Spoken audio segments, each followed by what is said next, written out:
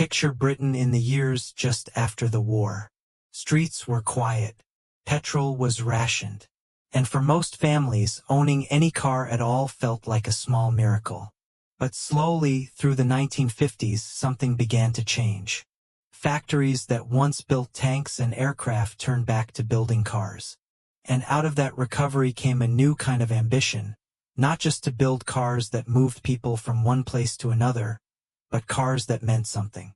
Cars that said a driver had arrived. That ambition carried forward into the decades that followed, and by the 1970s, British engineering had found its stride. This was an era of bold design, real craftsmanship, and a very particular kind of British confidence. Some of these cars were built for comfort, some for speed, some simply to be looked at. Today we're counting down 10 of the most iconic British cars to come out of the 1970s. Number 1 is a car that, for a while, seemed to rule every street in the country. Let's get started. Number 1. And now, the car that ruled every street in 1970s Britain, the Ford Cortina. Introduced originally in the 1960s but reaching its peak popularity through the 1970s, the Cortina became the best-selling car in the UK for much of the decade. It wasn't flashy. It wasn't built to impress collectors decades later. It was built to be practical, affordable, and reliable for ordinary British families. The Cortina came with straightforward four-cylinder engines, easy to maintain and inexpensive to run. Its styling evolved through several generations, always staying fresh without straying too far from what buyers trusted. People loved the Cortina because it simply worked. It was the car parked outside schools, supermarkets, and terraced houses across the entire country. For millions of British families, the Cortina wasn't just a car. It was daily life. And that, more than anything else, is why it truly ruled every street. Number 2. At number 2, we have the Rolls-Royce Corniche, a car built for those who wanted the prestige of Rolls-Royce in a sleeker, more personal form. Introduced in 1971, it came as both a coupe and a convertible, each one built with painstaking attention to detail. The Corniche shared its underpinnings with the Silver Shadow but wrapped them in a lower, more elegant body. Every car took months to complete, with skilled craftsmen hand-finishing the leather, wood, and paintwork. People desired the Corniche because it offered something rarer than performance: exclusivity. Owning one meant owning a piece of British craftsmanship built almost entirely by hand. Number 3. Number 3 is the Triumph TR7, introduced in 1975 with a design that shocked many at the time. Its wedge-shaped body was unlike anything British sports cars had offered before, moving away from the rounded curves of earlier decades. Power came from a four-cylinder engine, modest by sports car standards. But the TR7 made up for it with sharp handling and a genuinely fun driving experience. People were divided on its looks at first, but over time, the TR7 earned appreciation for being bold enough to try something different. It represented British design daring to break from tradition. Number 4. At 4 is the Jaguar XJ6. Launched in 1975 as a successor to the legendary E-Type. It was a bold move, replacing an icon, but the XJS carved its own identity as a grand tourer built for long, comfortable journeys at high speed. It came with a smooth V12 engine, delivering effortless power alongside genuine refinement. The design was more understated than the E-Type, favoring long-distance comfort over outright sportiness. People appreciated the XJS because it offered a more mature kind of performance car, one built for real roads and real journeys, not just for looking fast standing still. Number 5. Number 5 belongs to the Aston Martin V8, produced from 1972 onward. This was a car built for those who wanted raw power wrapped in handcrafted British elegance. Its V8 engine produced serious performance for the era, and the body was shaped with long, muscular lines that gave it real road presence. Inside, everything was trimmed in leather and wood, built almost entirely by hand. People admired the Aston Martin V8 because it struck a rare balance, aggressive on the outside, refined on the inside. It represented a very particular kind of British confidence, quiet but unmistakably powerful. Number 6. At number 6, we have the Ford Capri, though British-built and hugely popular across the UK.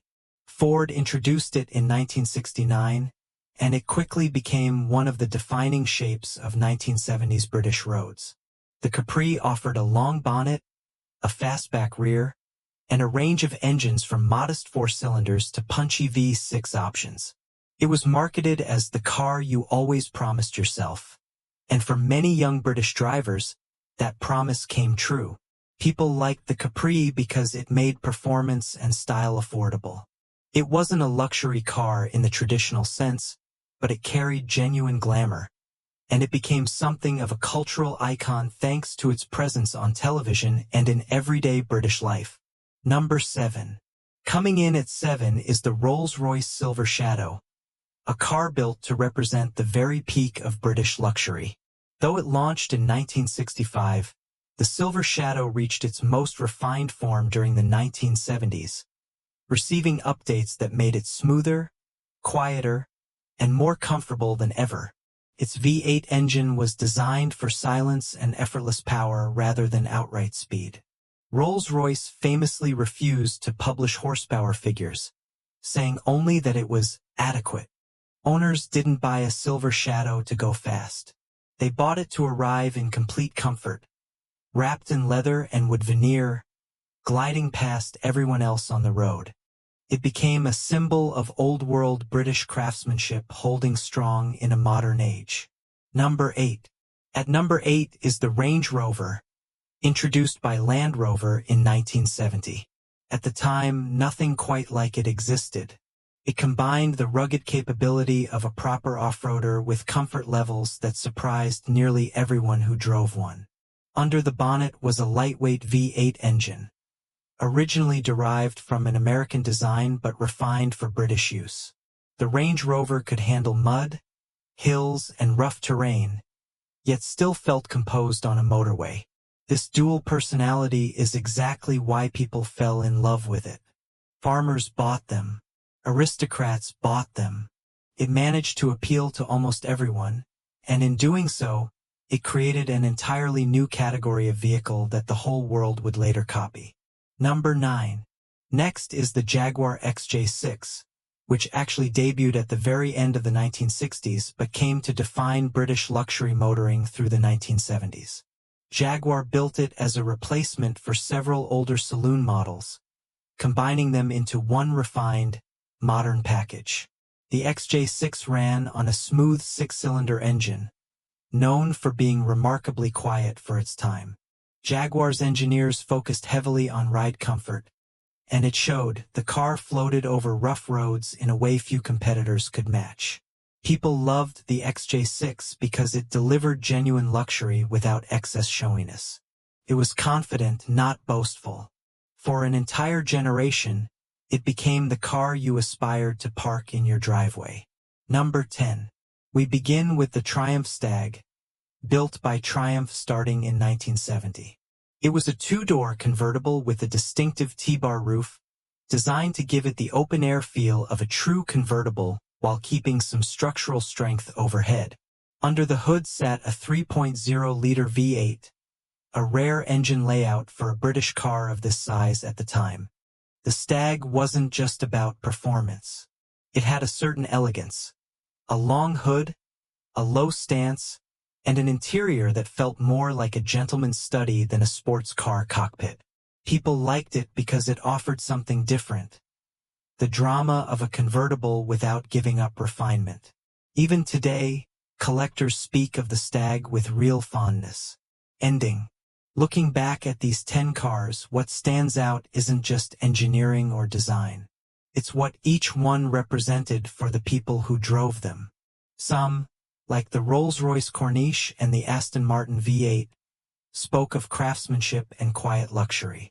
Others, like the Ford Cortina and the Ford Capri, spoke of everyday life, ambition, and the simple joy of owning something reliable. Together, they tell the story of a Britain that was rebuilding its identity, proud of its past, but eager to shape something new. These cars weren't just machines. They were a reflection of the country itself during a decade of real change. Thanks for taking this journey back through 1970s British motoring with us.